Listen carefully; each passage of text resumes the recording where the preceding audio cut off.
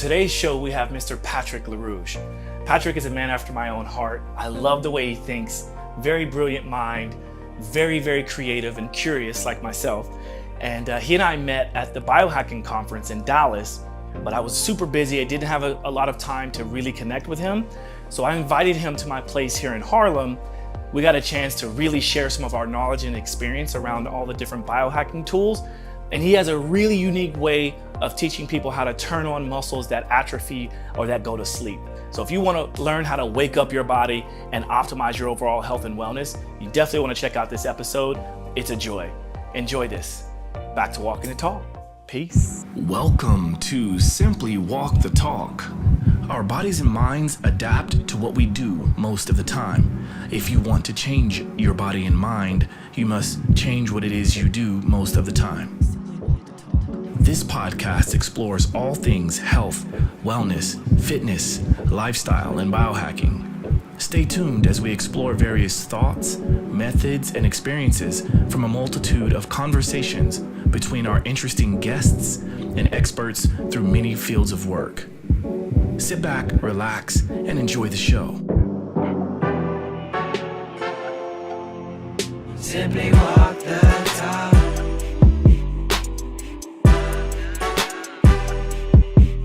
Simply walk the talk.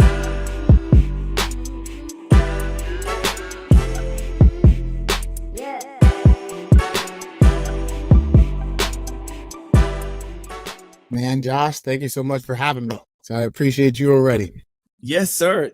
Well, this is a really good opportunity for the people that are watching and listening to the show to get a chance for you and I to get to know each other more, right?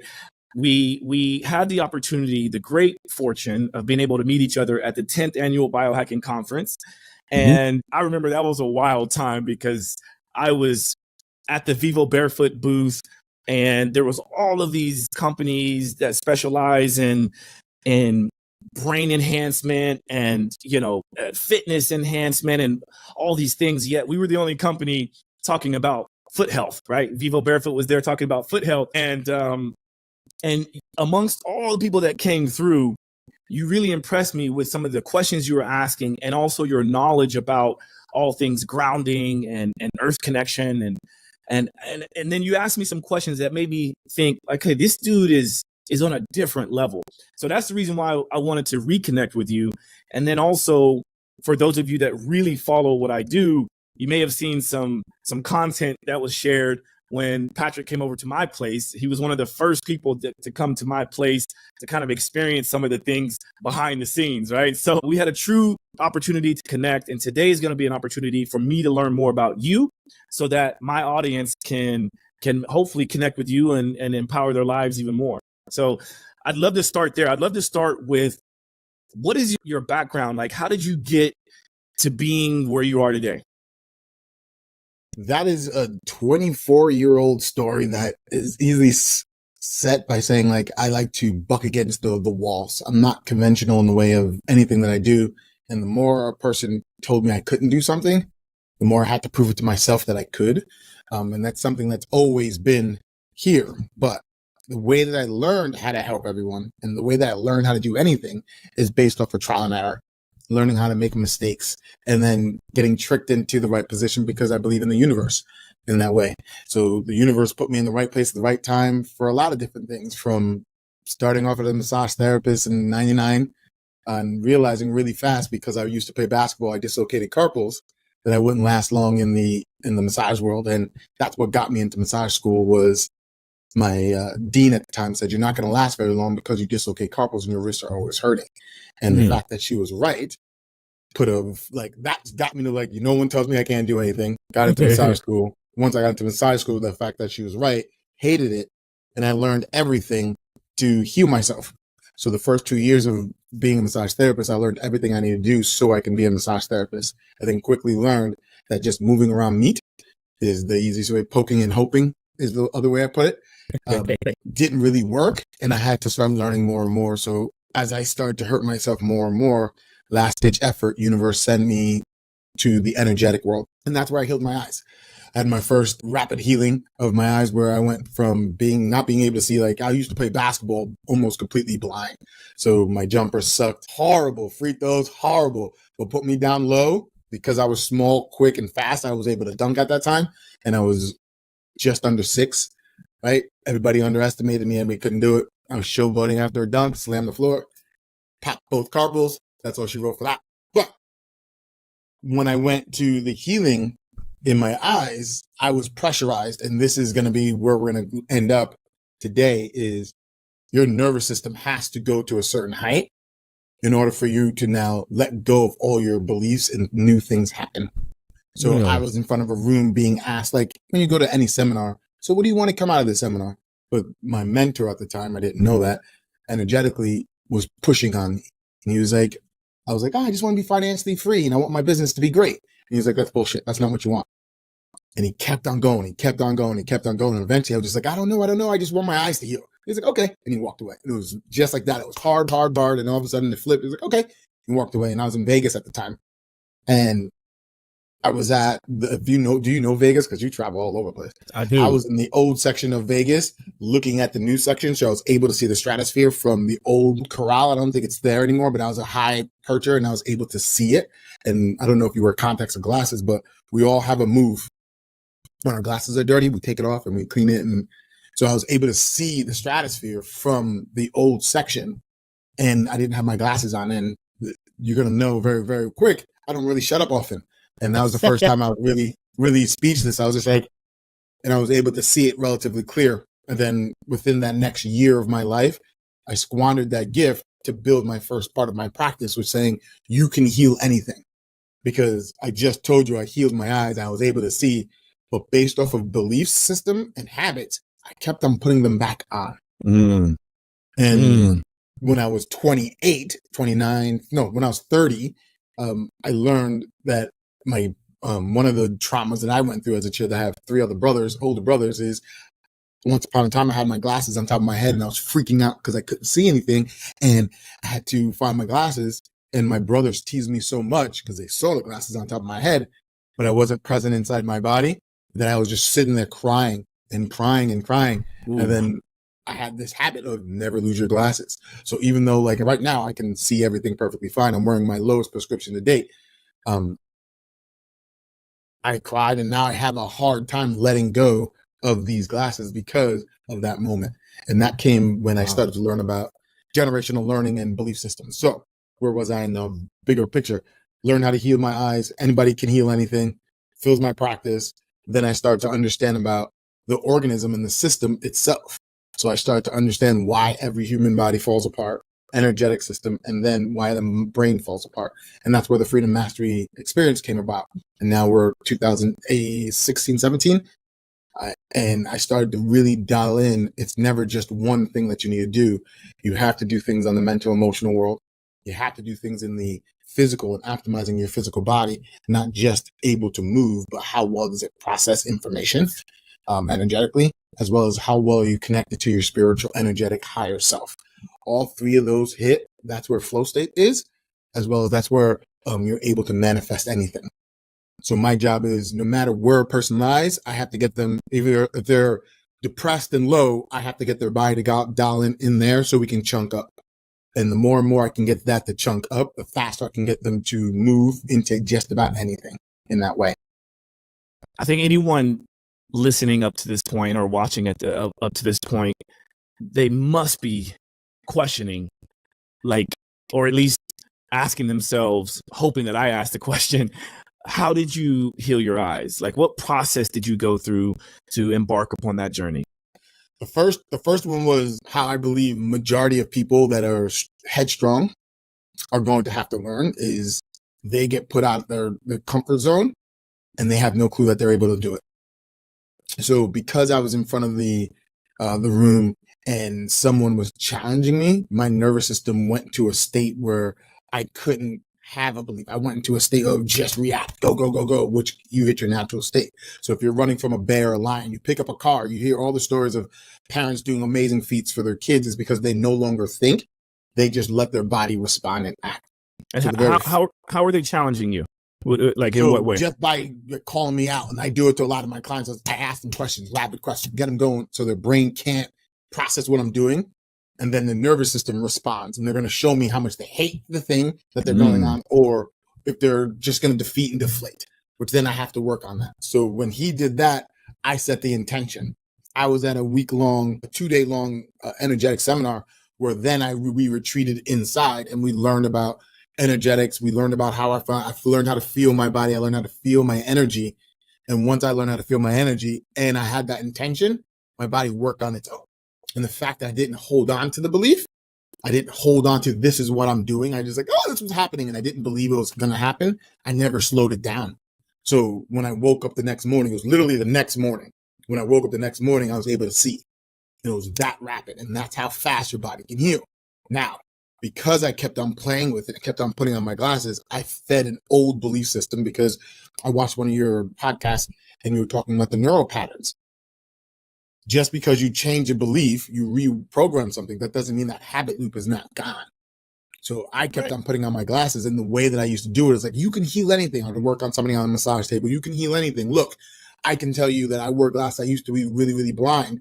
You can tell me anything. I would take off my glasses and I would be able to read anything from far away. And then I'll put on my glasses like, see, you can do it. And at that time, my eyes were still fluctuating and it burned as hell to do it. So I would tear or cry. It was very dramatic for me to do it, but I did it so often that I learned a skill of how to fluctuate my eyes. I could tell you all the different reasons why I'm struggling now to get back to that place, but it's all based off of the fact that after I got the rapid healing, I went back to an old mechanism, and now I fortified that old mechanism to stay there. So then I needed to learn, why did my eyes stop working? What was happening inside me? And at that time, I had to go through all my old traumas. I needed to go through that now in order for me to be able to lower my vision. So I went from, in New York, 6.0 is legally blind. And this was back in 2000 when I looked it up. 2000, 6.0s, and I was at 475. So literally, I would take off my glasses and things would literally disappear. That's why I really need to get really close to the hoop in order to score. So I really was really good at knowing how to get in the box. But I don't know if anybody would understand. Hope and poke. But I was really good at that. So I learned now that I need to go through the traumas. And now after that to answer your first question, how did I do it? It was dumb luck and somebody punted it. And I was able to do it because I wasn't stopping your body's natural reaction to heal. Second is after I learned that I was losing it, because once you get $1 million and you lose it, $1 trillion, the best thing that you can ever get and you lose it, you fucking hurt. Even though you were there in the first place and it was comfortable with you, just getting back anywhere near to where you were is the worst feeling in the world. Because you're like, I just squandered something horrible. And I remember sitting on, like, it was one of those crybaby moments, but sitting down crying is like, I can't see anymore. What happened? What did I do wrong? So I need to go through all the things that now fortify my system of getting a person to drop their nervous system, optimize their body, get all their systems working inside their bodies, and then look into why is your brain doing it. So your eyes is this window to the soul, that people say, but it's also the way this organism sees the world. And one of the biggest jumps after I lost my vision and working my way back was when I found out I lived in Brooklyn. My mom was mugged twice, and I was an empath at that time. I'm still an empath. I was an empath, and I was a child at under 7 years old, and that becomes a very specific timeline. So under 7, empath, mom gets mugged, no one's telling anything, but we were extradited out of Brooklyn instantaneously. So I was ripped out of something that we weren't never allowed at our house. It was an oppressive place because we were a port for all the Haitians coming in. So I had to learn not to understand English because no one spoke English. I need to feel all of them. So I was very good at feeling. Mom gets mugged, and then we get extradited out. I was 7 when I went upstate New York. And from there on, we just didn't talk about Brooklyn. And it was because of that. So I had to go through all that as a 28, 29, 30 years old kid and reprocess that emotions. And then instantaneously, my eyes started to see the world. So in short, I healed my eyes because now I found out what my eyes was trying to show me. It didn't want to see the world. Wow. So that's why I went blind. That's one of the common things that I've experienced over my many years of podcasting and interviewing people, is that a lot of times the people that I bring onto the show end up building businesses and building, ways to kind of help others through their own healing journey. Mm-hmm. And that's a very common thing that I see with this show, which is really interesting because it's from experience. I like to call it experiential wisdom, because there's a difference between studying something, taking a test on it, getting certified versus actually experiencing something. And in my world, at least, I feel like that has more impact, more weight than just spouting out a bunch of data and a bunch of statistics and analysis, right? And I know that you are 100%. Analytical guy. I know you are. I know we're going to show some charts and graphs and things like that and models, right? You're very big into that. But that's what drew me into you, is because even just hearing the story now, I didn't know that about you, but there was something that I felt with you that was almost like magnetic. And I think a lot of it I'm attracted to curious people. You seem like a very curious person. You like to ask questions a lot, right? And I think as much as you like to talk, you also like to ask questions. And I'm working on this project that I didn't even tell you about, that is sort of based around this idea of asking questions to get deeper into a person's psyche. And we'll talk more about that offline. But what I would like to know is, so given all that you just went through and what you experienced and learning how to process your traumas and heal your eyes and things like that, what was that next step? Because I think that's probably one of the most powerful things is what did you do with that? All right. So what I heard you ask me was, once I learned how to heal my eyes, what did I do with that data? Or what did you do with the process after that, right? Because like now you've understood that, okay, you have the power to heal yourself. And now what do? You go to the mountaintop and start preaching to the masses about like, hey guys, blah. Okay. Yeah. So this is where I learned to look and reflect at my journey, and I see it in chapters, and each chapter stacks on itself. Like my whole process goes off of two massive theories: domino theory and game theory. So everything's a game, everything stacks on, it's playful. My whole world. As well as domino theory. One thing leads into the next, which leads into the next. So the fact that I got pwned into becoming a massage therapist got me to learn how to fight and learn all the manual techniques and tricks that get the body to heal, but never stay healed because your energetic system is not working, your spiritual world and everything. Inside that spiritual world, my mentor at that time, like the way that I put it, and energetics is just like martial arts. And I heard that you were also in martial arts, and the way that your father did it is he took many different philosophies and put it into one and made his own in that way. Energetics is like that. My mentor taught me how to be a multiple degree black belt in energetics, not in what people think about when they hear energy work and they think of Reiki. So I know many different aspects of energetics, and I'm very proficient at that. And the first thing he taught me, he was like, yes, you could now always, like I have, you can't see the chart. Like I have these pictures by Alex Gray. Oh, he's reading. Upstate. Awesome. Yeah. I can show you the book. It's right next to my, in my bathroom, and you look at it and it's awesome. But he showed me one picture, and then he's like, you want to look into this. And I started looking, and the first picture he showed me was the matrix of the world of the person sitting, which is right here on my wall, right to this day. And this was 2007, because right before my son was born. And he was like, think about your energetic career as moving from seeing the matrix in the world that you're in today into being connected with the energy, being one with the energy. Think of those three stages. There's many ways to obtain those stages, and one of them is going to the mountaintop, going inward and saying, but he said, what's the fun in that? And how are you helping the world? Because that's what you want to do. And then he questioned me on that. He's like, is that really what you want to do? Or do you want to be the best person that you want to be? Because then you can go to the mountaintop and then you're done. And I chose, I want to help people. So I learned by leveling myself up. And then I quickly learned I'm only going to level myself up. And this is why I laughed at you and I really am connecting with you, because you said iron sharpens iron. That was one of the first things I was like, oh, this man, I like this man. Right? Like, because as we start growing, we start attracting the people at your level, and those people will start challenging you. And the only way that I can grow is if I find other people at a higher level, chase them down and work with them. And I'm old school where I like to work with them in person and grab them if I'm going to add it to the process. But as I started to learn and as I started to help more people started to get me to understand different aspects of my life. Like I told you, I worked with a couple pro athletes already, but I was immature in my stage of growth. So I didn't really understand and know the time management skill, the respect skill. And I just wanted to do what I wanted to do, not what they needed the most. Yep. So early on, I was put into this big stratosphere event, but I wasn't able to hold it.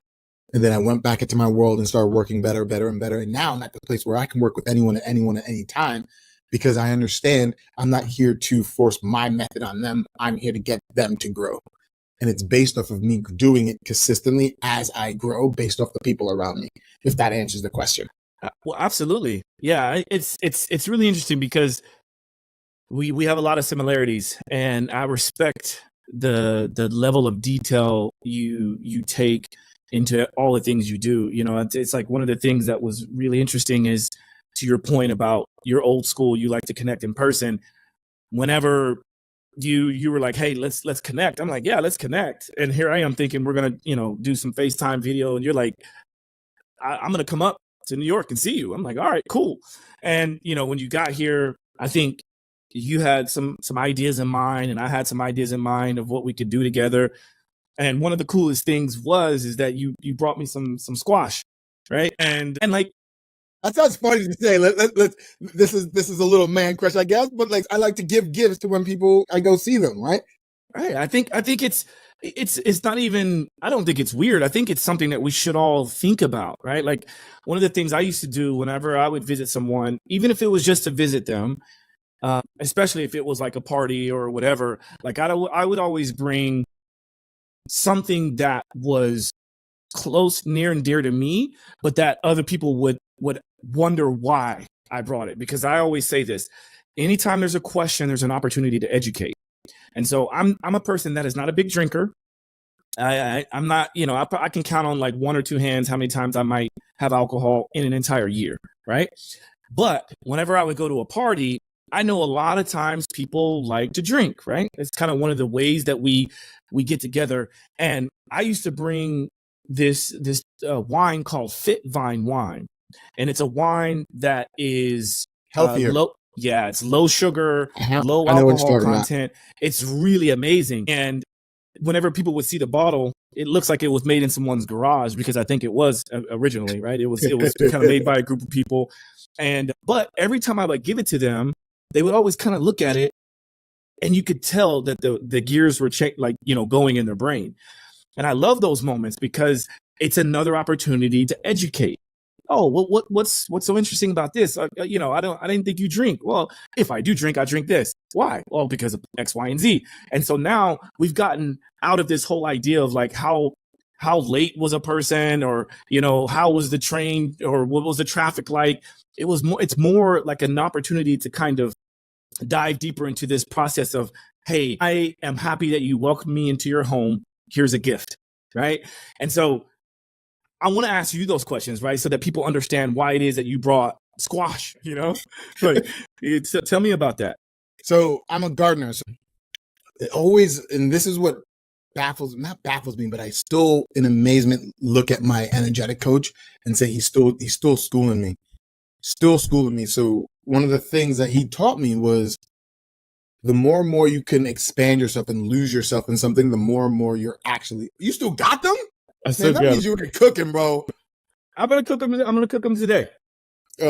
So he taught me how to expand myself by losing yourself into something. Mm-hmm. And what I found at the time, this was 2007. I lived in a little apartment. I didn't know how to garden, especially in an apartment that had, I'm talking about the smallest garden ever. It was the worst grass, worst everything. And I had to redo it. It was underneath metal. Now that I'm thinking about it, it was toxic as hell, that garden. It was underneath metal stairs. I was rusting. It was horrible, but I was able to plant and garden. I would lose myself not by the harvest, by looking at the things growing, because I planted that seed. And that's a whole nother rabbit hole right there. But I learned that. So now owning a house, I set a plan, I tend the garden, I look at that. To get really honest, like I want to nurture a relationship, and this is my best way of doing it, is finding something that I'm nurturing. And I have a really good garden now that's now starting to produce. And we met each other 2 weeks ago. So I was like, look, he would love one of these. And this is naive because you could be like, I hate vegetables because I didn't know. But I was just like, he would love these. Fuck it, let's go. And I came, and then I asked you after the fact. It's like, do you like squash? You're like, yeah. I was like, perfect. That's the way, that's what came out of there. It was something that I love, like you said, doing. And I wanted to give you something because I do believe in, like, you welcomed me into your, I didn't know nobody else came to your house. I thought that's what you did. Right. So now I'm really uber honored and like amazed and touched that you allowed me in your home, and for the first time to be the person to do a small little workout, whatever the case may be. I'm honored now. Yeah. It is interesting because, obviously I have people over. I've had people come over and hang out, and I've had friends over for different things, but you were the first person that I had just met and then had come over to do all these things, because I think even since you were here, I've added a few new things to my place that you've probably seen on social media. Like I added some, this very cool world travel map on the wall that looks like a puzzle. You told me about it. Yeah, I saw the box. I didn't see it though. Yeah, it's up. And so it's finally up. I actually posted a little thing on my Instagram of what it looks like. And then you got a chance to see that solstice clock that I put on the wall. And so, and then I pulled out a lot of my toys, right? And so you were one of the first to do that. And then subsequently, I had one of my clients, it's a husband and wife, they came over, I think a couple days later, to be the first couple that came in to actually do full sessions. Like they use the hyperbaric chamber and and the magnetomaster and all that kind of stuff, right? So that's what I meant by that, which was really special, because I think we could have spent the whole day together, but I think I had a number of things going on and you had to get back to doing what you had to do as well. But I would love to kind of migrate this conversation to more of what you do with your clients and with people, and some of the things you did with me, because that one specific question I remember when we were at the biohacking conference, amongst all of the chaos that was going on, you asked me this question: do you know how to turn on your glutes? I think you specifically said the glute medius or glute minimus, right? Upper glute, not to glute maximus, your upper glute. Yes. And I think you were, because when you asked me that question, amongst everything that was going on, I'm kind of like, yeah. But then you went a step further to be like, okay, well, let me just see real quick. Let's check this. Let me check your booty real quick. Yeah. I got lots of things in my head. Like, this person wants to see me on the pressure plate, and that person, my brother was there, my friends were there, people that I've known for years and haven't had a chance to connect with yet. I'm in this moment where it was like I had a great question, I had a response, gave a response, and then you're like, okay, well, let's see. And then from that, it was like we exchanged information and we stayed in touch, which was a beautiful thing. So let's talk about that. Because that's what led to you coming over and showing me what you do and me showing you what I do, and so on and so forth. So I think that's an interesting conversation. All right, so we have to go way back at the beginning. That gives me the crazy gall to walk up to a guy and be like, let me see your butt. Right? Let me see if your butt really works. Right? You're fit, you're athletic, you're very, you have a champion. You're the Ferrari, right? I walked up to the Ferrari and said, how fast does your Ferrari go? And by the way, your tire's blown. How do I get that? So after all the years of me going through things, it gives me not the right, but a false sense. Is like, all right, I know certain people are doing awesome, but how do I get the Ferrari to unhook from the tethers that they don't know that they have? So whenever I see someone like doing their thing, I'm just like, all right, I already know that there's things that they don't know, because they're basing their knowledge off of book knowledge, which is false. And we all starting to really understand that what we've learned in the past isn't completely true. Someone had to learn it from someone that probably got it wrong because one thing happened. And the example for that is we've learned all of our muscle movements from a person called Robert Duchenne. He electrocuted all the muscles of the body to give us the movement patterns. But they did it from a place where you actually electrocute yourself. What your body's actually doing is a concentric movement where it protects itself, right? But a ballerina doesn't move through protective movements. She moves in eccentric movements. It's very graceful. It's open. That's the majority of the movements that we do. But we're training and we're learning through just one lens of what the body can do. And that was the shift for the systems of my body when I went through the energetic, thought I was the top line, got schooled again, learned about the systems of the body based off of the muscular system is not what you think it is. So whenever I see somebody working out and working hard, I was like, all right, you can make things way easier if you understood that every human body is the exact same. Your heart is high and to the left, your liver is low and to the right, which means you propel digestion, which means you're an asymmetrical system inside, and we have dumbed down the world to flatten the world, which means there's going to be pockets of energy inside that body. My whole process is about unwiring that root system that creates a nice torsion inside the body that everyone is starting to piece together parts of the pattern. People notice the spine always twisting. People are noticing the shoulder rotation. People noticing one hand's better than the X. But the biggest one, the one that I was showing you, because I saw you have the majority of the things dialed in, I was like, do you have access to your glutes? Which you did. But now I didn't really ask you and talk to you more about it. I got the answer when I put you on the table is, does your glute and your hamstrings work together and compete with the anterior side? Are you balanced anterior and posterior? Which then you told me about the scoliosis. You told me all that. And I was like, all right, that needs consistent work because this is a natural pattern of the body that we have to cater to, just like sleep. We have to do something consistently to work with the anterior chain, the posterior chain competing with the anterior chain, not being stronger than the anterior chain. They need to compare. But because of the pockets of energy, because we made everything in our world in front of us, electrically, we now turn on anterior muscles way more. But if you ever held your arm up and you made a bicep curl, your tricep has to turn down electrically in order for that curl to work, which means you're doing more things in front of you, giving yourself more energy in front of you, turning off things in the back part of you is the simple version. Yeah, in fitness world, we call that, and I'm sure you know this, but we call that reciprocal inhibition. And I love talking about that because it is a way to access more lengthening if that is what you desire, right? If a person desires to get more stretch or lengthening of certain tissues, you can sort of contract one end so for instance, if you want to get more access to the hamstrings while you're doing a hamstring stretch, you can momentarily activate your quads, which should reciprocally inhibit that lengthening of the backside, the posterior side. And so that's what I hear whenever you're saying that. But what I love about your level of questioning and your level of experience with this is when we got to talking about the electrical muscle stimulation, right? Okay. And that was also very interesting because I feel like we'll have to do a whole different podcast when we talk about this and when you can experience it more.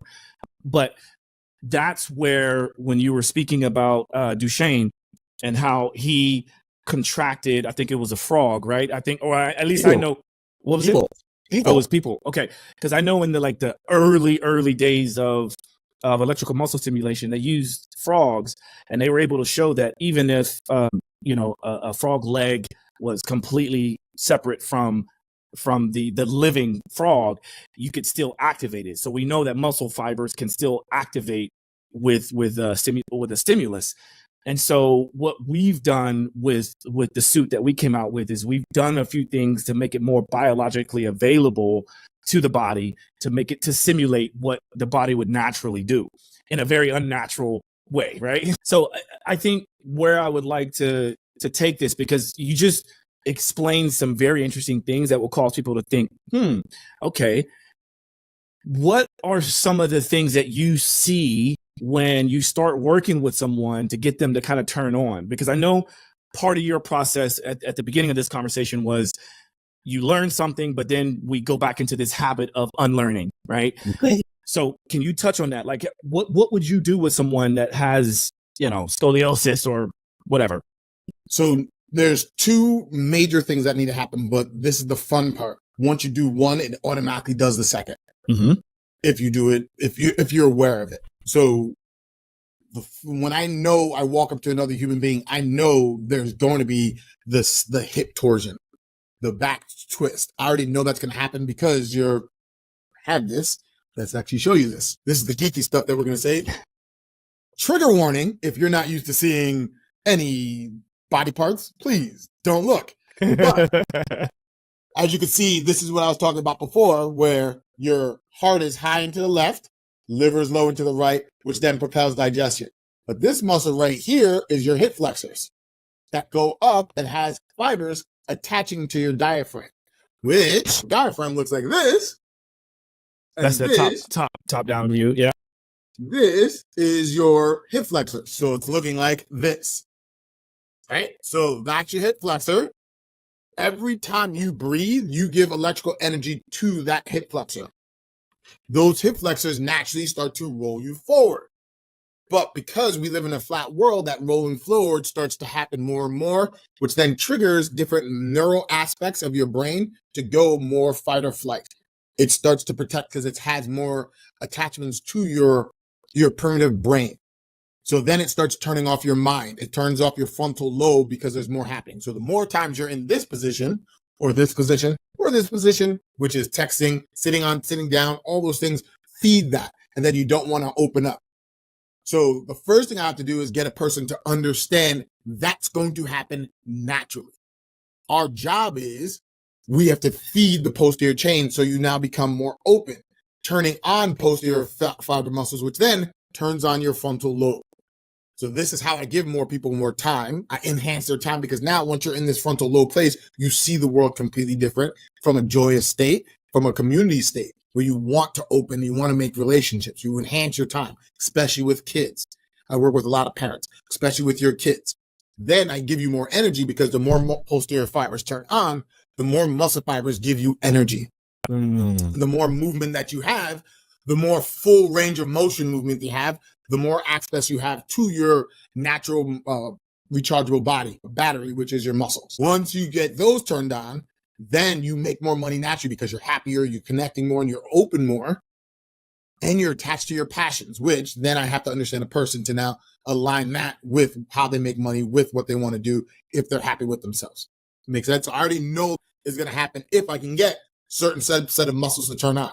Something in your feet to turn on, get you grounded. And this is what got me really into grounded. Get your intrinsic muscles of your feet to turn on, which then changes the load of your, I'm going to get real geeky real fast, your stability versus mobility aspect of your body. So if I can get your feet to turn on, your ankles loosen up. Your ankles loosen up, turn your knees into the hinge joint it's supposed to be. The hinge joint allows the hips to now become movable. Spine goes from stable to mobile to stable to mobile. Then allows your shoulders to be mobile, elbows to be stable, a wrist to be mobile, the part of your hand stable, mobile, right? All these things go back in line once you do one. So I'm always looking at how does a person's feet work, how does a person's hip range of motion works, which then shows me how well their back is going to respond, how well their core works, and how well their shoulder works. So my morning routine that I teach everyone from the onstart is the beginning part of everything. And I'm going to give you guys access to that at the end of this. I'll give you access to it. That will be the thing that I'm always looking at. So the fact that you already were showing me about Barefoot, and I already did my analysis once I looked at you, I was like, oh, his feet works really, really well.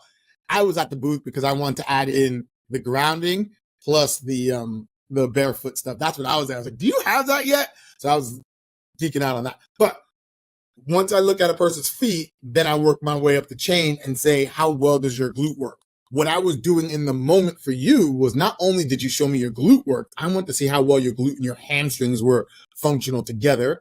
And that's what I was going to say. How well is the Barefoot shoe actively turning on the posterior chain to balance out the anterior chain? That's what I was looking for. And it didn't make sense because I know without taking the hip torsion out, bringing it back in, that won't turn on and stay on. So the fact that it was on, I knew you were up to something else, which then I came into your house and found all the goodies. Yes. I found all the things. This is, first of all, thank you for explaining that the way you did, because I don't know if I should say struggle, but I have this challenge of trying to get people to understand why something as simple as being more barefoot can actually enhance your overall life. And you just explained it in a very scientific, deep way. And this is what I mean, right? And so I had a buddy of mine who's also now a Vivo Pro, and he's a dancer. Okay. He's someone that is very high level, works with lots of dancers. Most dancers, as you pointed out earlier, know their body very well. And I got him involved with Vivo Barefoot, and he started to use the shoes. And one of the things that he came back to me was like, he was like, "Hey, bro, I don't know if this is just me or if I did something wrong." He said, "But I got the shoes, love the fit. Thank you. We had to get the sizing right for him and whatever." And he came back to me and said, "So I went for a run and did a little workout in it. Nothing out of the ordinary, right? Like he didn't go for like a marathon or anything or sprinting or anything crazy." He said, "But I feel muscles in my lower legs in ways that I've never felt before." He was like, "I don't know what is going on." He said, "But my calves are on fire." And I said, "Okay, this is important." And the reason why I'm pointing this out is because I want anybody that's listening to this point to truly understand that when you go from being in conventional shoes for most of your life, which usually means narrow and thick soles, so inflexible shoes, narrow toe box, we are essentially not allowing our feet to move the way they're supposed to move. Also, we're not allowing the sensory input that our body craves from those sensory receptors in the bottom of the feet. They're designed to take in input to then activate our brain, which is what you just pointed out, right? And when we can also get that sensory input and activate more musculature, now we start to think, well, wait a minute, I'm taking off my shoes. My calves feel like I just did 2 days worth of calf exercises, which then should allow you to start thinking what's happening up the chain. And it all starts from the ground up. So I thank you for sharing that, because this is something that is super important, and what I try to do with educating the masses when it comes to all things Vivo Barefoot and minimal shoes. So thank you. If I can go a little bit deeper into that, please. We talked about reciprocal inhibition, we talked about things like that, but a lot of people are forgetting about the concept of sensory motor amnesia. Now, that's what I have you here for. Sensory motor amnesia is a big thing that a lot of people forget all about because it's amnesia, right? When your body is using a muscle's fiber, it's also burning the neural load in there. It's burning this pathway of turning this muscle when this action happens. So when it's doing that, it's now emitting all the other muscle fibers that's inside of that muscle group. So all you're using is muscle fibers in, like, if your muscle is a 3D muscle, right? You're only using parts of your muscle fiber. And I'm being very, very simple at this point just to get the diagram, right? So it's a round object that's using just the top half, and it's forgetting about the rest of the muscle fiber. When you overload the muscle, it might want to turn something on. When you get a massage, get something deep tissue work, and you start touching other aspects of the muscle, the brain says, "Oh wait, there is more muscle fiber here," and it starts to utilize it. But the neural load and the pattern is for these 4 muscles out of the 10 billion to work, and it's only using those 4. So unless you consistently start to work with those muscles, that's when it works. And it starts to feel better for long term, and it stays on. And this is where the problem lies. Because of sensory motor amnesia, people don't know it exists. You don't know what you don't have. Right? So people don't like, "Oh, I can turn on my glutes when I do this." And they have to really focus, and they're arching their back and they're doing things. Or even when they're wearing the barefoot stuff and they're walking, they're now starting to turn on muscle fibers that's not used to it. So they have to think about this as a conditioning world, or else they'll go into the negative side of working out. They'll do things because you're no longer working. You're not in this 2-hour workout, 12-hour rest cycle that we do when we think about working out. I work out 2 hours a day, if that, 1 hour a day. And then I live my life, which is, in their mind, their rest. But the way that I shift my clients is, the moment that you wake up, that's your workout. And the way that I shift them from that is saying, we are not in this society. We are hunter and gatherers. You have to think, the farther you can go for food, the more likely you're going to live. So if I look at I use Aura. I tell my clients, if I look at my tracker, right? And I say, I'm running 15 miles, or I've been averaging, I was kicking my butt yesterday. I was only at 8 miles yesterday. Like I went 8 miles for food and my wife went 10. I was like, bitch, damn, she got me. She got more food than me because that extra 2 miles can be the make or break moment for us. So all I look at is how much mileage is my body able to do? Not I'm able to do it once. I was like, I do that on a religious basis. I don't like that word. On a constant basis of me going out and foraging for food. My body's conditioned for it. And I just want to butt in for a moment.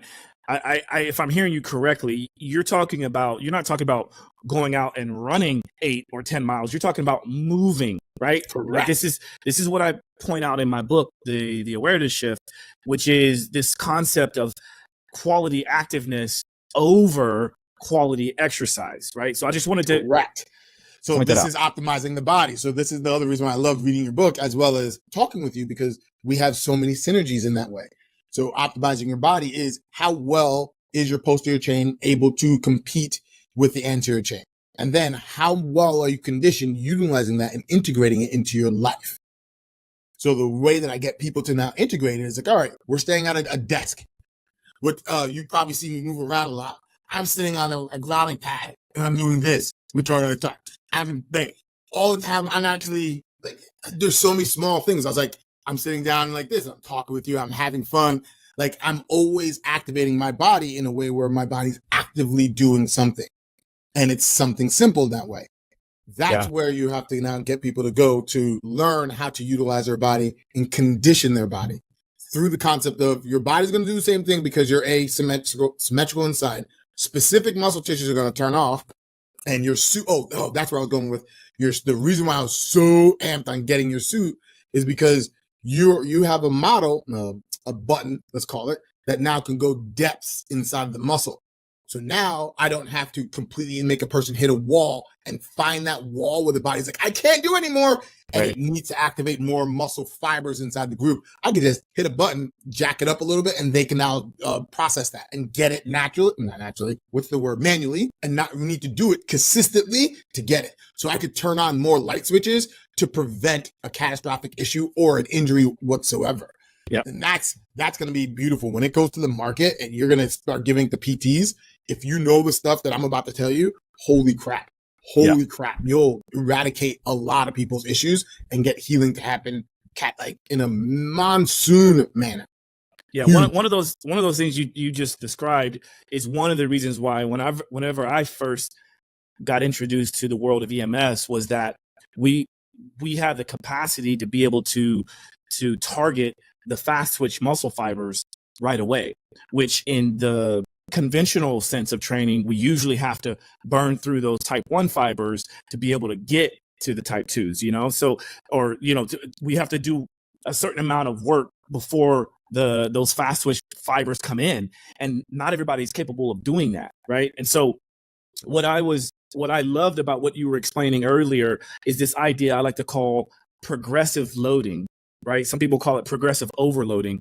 But, if we're always overloading a system, then I think we should expect there to be some kind of breakdown. Right. Unless we're recovering properly. And that's why I like to position quality activeness over quality exercise. Both of them are important. The whole system, the whole 5 pillars that I like to, talk about in my book, the whole system is important, but there is like a triage effect. And so we can be far more active than we should ever exercise. Right. Correct. So, but going back into training, and when I had a big PT phase where I was just like, I have to help PTs because they need to understand this, as well as personal trainers. I was like, yes, you're putting them through all that. Yes, you're doing all the right things, but you're forgetting the root fundamental thing. They have sensory motor amnesia.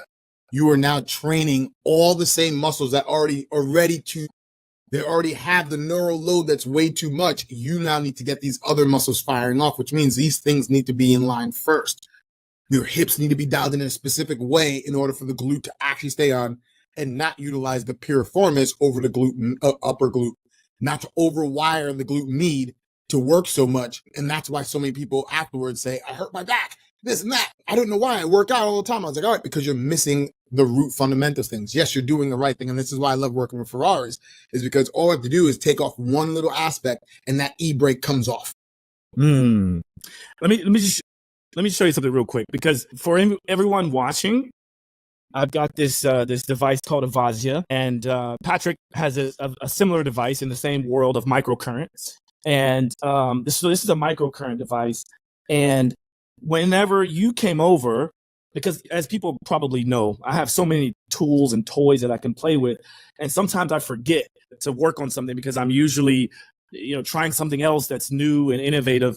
But this little device right here basically helps to directly explain what you just explained, right? Or directly show what you just explained, which is when we have pain, we experience, inflammation or problems within our system. Sometimes we don't know what needs to be turned on and what needs to be turned off, or turned up versus turned down. This device does exactly that. All right. And I know that you and I didn't get a chance to go through this because, we ended up having to cut the gathering short. But the next time we get together, I want to show you this specifically because I did this with that couple that I told you that was here. So what this will do is you can take measurements all throughout the system of the body, right? So there's these little, these electrode points, right?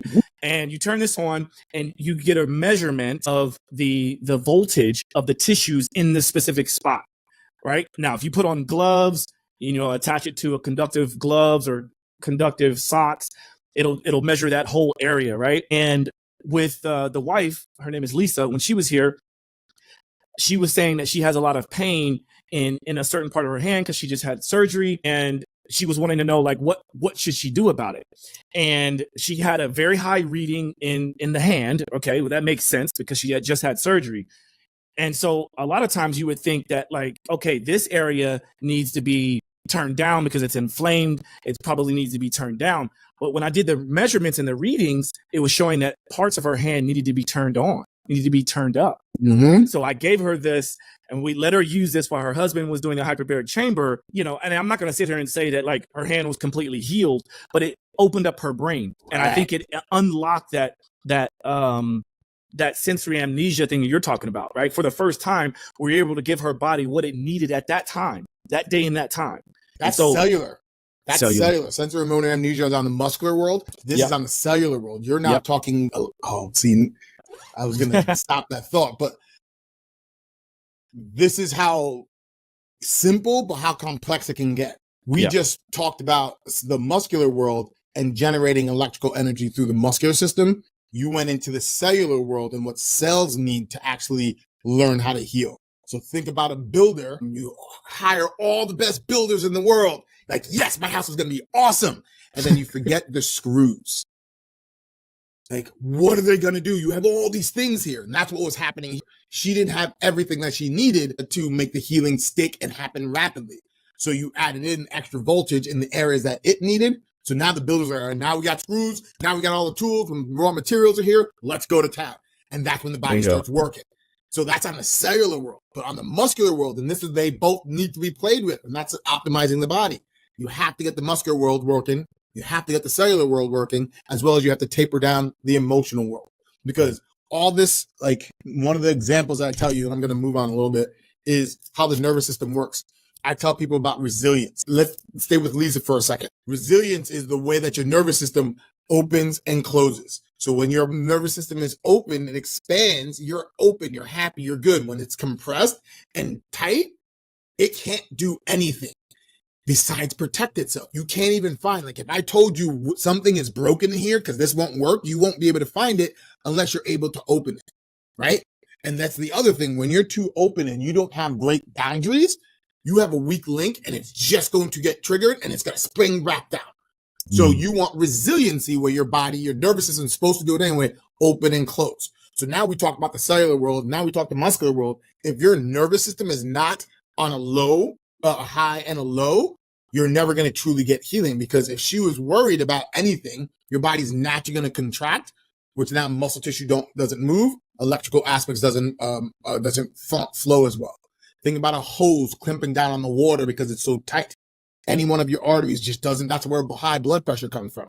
One of the reasons, right? Because we're so tight muscularly that our body has to really push up to get there. And that's also with migraines and headaches. Mainly headaches, but migraines could be in that world. Part of I it, cleared yeah. up a lot of migraines by getting their necks to stop pressurizing, as well as using that device and doing something inside the neck, which I have to tell you about.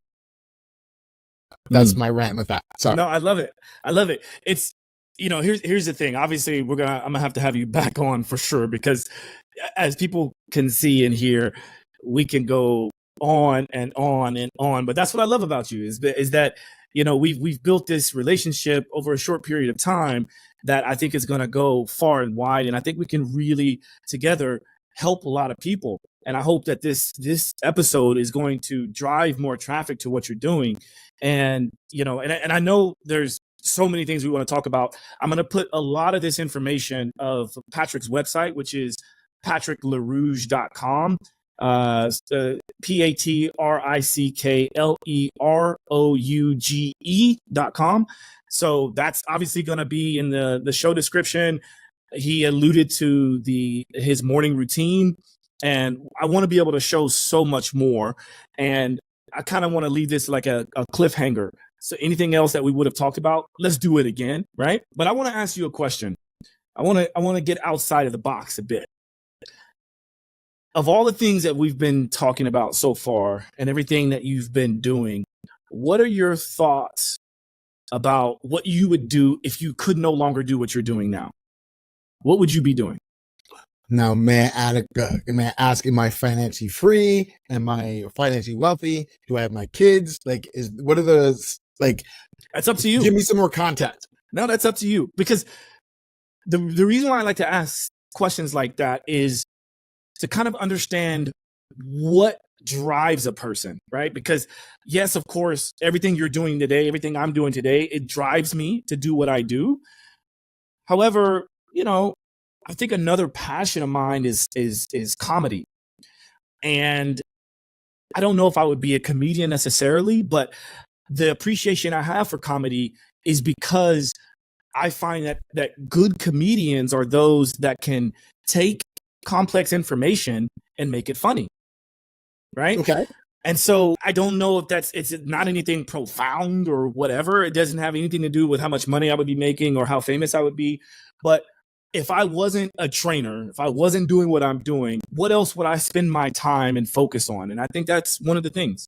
So I go two routes. One, I go the selfish route. Like this is where you would go on the mountaintop and say, the selfish way. I'm like, I would like to go, Dr. Bush, he's working with dirt. Zach Bush. Yeah, of course. Zach Bush working on dirt. I want to go out and garden and learn about that. Have my own compound where it's off-site living. You want to have a cult. I get it. Right. All right. Fine. I'll make my little cult. People happy and merry, and people like, yay! How you doing, buddy? And they're like, what's wrong with you? Why are you so happy? Because we're living. Yeah. Kind of like the hippies. Yeah. But yes, I want to be able to do that. But the second part of me, the bigger part of me, is start helping kids break a lot of the generational stuff that they have. So if I wasn't doing, I guess that's part of what I'm doing now, because I'm helping people with each pillar that I have. I have a unique way of doing it. I have the treatment that you showed me for the body that works within 45 minutes, reset the whole body muscularly. I have my Seller has something called Shake and Shift, which takes down the nervous system and reprograms brain tissue. And I have something on the spiritual side as well that gets a person spiritually aligned and opened up to receive more. So the question is, what would I do if I did not? This is a good question. What would I do if I did not have any of those things, but I still have my skill set? Actually, I would travel because I'm with my kids more, and that world map of yours really kicked me in a place where I was just like, damn, I'm not doing that. It's one of the things I want to do. I want to actually learn about other people's cultures. I want to go into the temples because the temples are in the south. I was like, why are they there? What else? Like on that level, be curious on that level. I think that's what I would do if I could do anything else, which I really don't, I want to do, but I don't really, I haven't really prioritized as much as I want to. Well, then one last question. And I'm going to show you guys a little bit of a bonus at the end of this. But one last question. Do you think we are alone in this universe? Why would you? Man, what man? You trying to get me canceled or something, bro? I do believe that we are not alone, mainly because every time I think I know something, I realize I know nothing at all. And it just gets bigger and bigger and bigger. So the fact that I could even think we're the only ones there, that one thought process based off the experiences I've had said, there's something bigger. There's something bigger. There's something bigger. Now, do I believe like there's going to be an alien invasion? I'm not going to say that, but I do not believe we're alone. And I don't believe we're the smartest ones. And let's get really controversial if we're going to go there. I do believe our ancestors were way smarter than us and they got wiped out or something, because I don't know how they are able to do the pyramids and all the things that people are starting to look into. Like, how did that get there? Like tons and tons and tons and tons. And it's like 10 tons is one brick, right? For those pyramids. How did they get it up there? They were way smarter than us, or somebody else helped them. Exactly. That's the way that I feel. So do I believe that there's something else out there? Yeah. But there's based off of my experience, every time I've learned something, there's something bigger that I'm not aware of. So that's the main reason. I'm not Andrew Dice Tyson or Degrassi or whatever. I'm not Neil deGrasse Tyson. I'm just like a person that's going through my own thing and saying, that's what I believe. Well, if you guys are as excited about having Patrick on the show as I am, stay in touch, because I have no doubt that we'll have him back on the show, and just stay tuned on some of the things we're going to be doing together. And he has graciously offered the viewers, the audience of this show, his morning routine. And so I'm going to share that here on the screen, and then we'll have that in the show notes so you can access that. But here's a way to see it. So I'm pulling it up on the screen now. You see that there's a lot of things that you could do with this. And if you're looking for a new sort of morning routine, a way to kind of shake up all that you do to kind of optimize your life, your career, your spirituality, everything, reach out to him, reach out to me if you need to. And Patrick, what are some other ways people can be in touch with you? So I'm on social media, mainly LinkedIn, Facebook, and Instagram. But I will say I'm not on it often, like me not checking it, because I like to be in touch with somebody. So you would go to patricklarouge.com, hit the lovely little button on the bottom right-hand side, and it's going to go straight through to me. And I can talk with you, because I like to text and talk with people instantly and find out the root of everybody's issue. And that's what that's the whole point of this. Like, so many people have so many barriers to entry. I have to say, like, the easiest thing to do is like, all right, so what's up? I have pain. Where? What did you try? It's those simple things that happen, and I can give you the answer relatively simple, or give you a pathway relatively simple. That's the easier way. But may I jump back to the morning routine real quick? Please. What he just showed you was something that I give all my clients to start off with. So yes, it's a free gift. I know 100% of my being, people don't really respect things that are free because they didn't have any barrier to entry. I'm telling you, that's not this. This is going to be very simple. This is going to be, you can do it in less than 15 minutes once you get used to it and practice it, and it will reset how your body works, because I teach you how to get your body, your feet in line.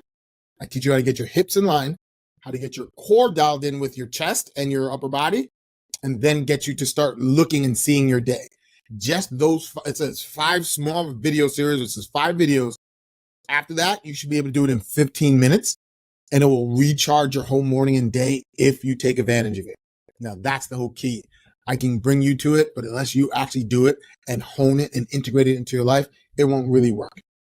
So please reach out. I'm a wealth of information. Just ask a question, and I'm here to help. I appreciate that. And also one other little small thing that maybe you probably didn't even have the wherewithal to mention. I'll mention it for you. Patrick is also a Vivo Pro.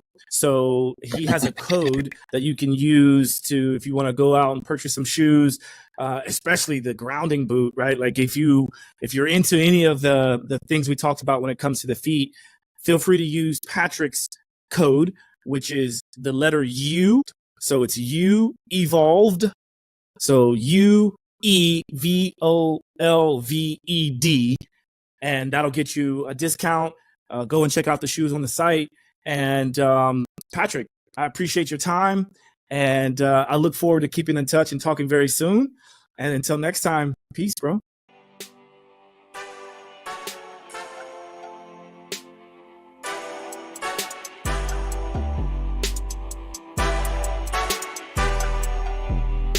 Simply walk the talk.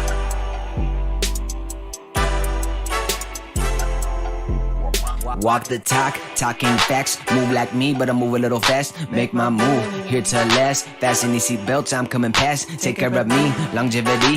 Hack my biology, better believe. Walking the talk, soul, mind, and body connected. Better come give us a listen.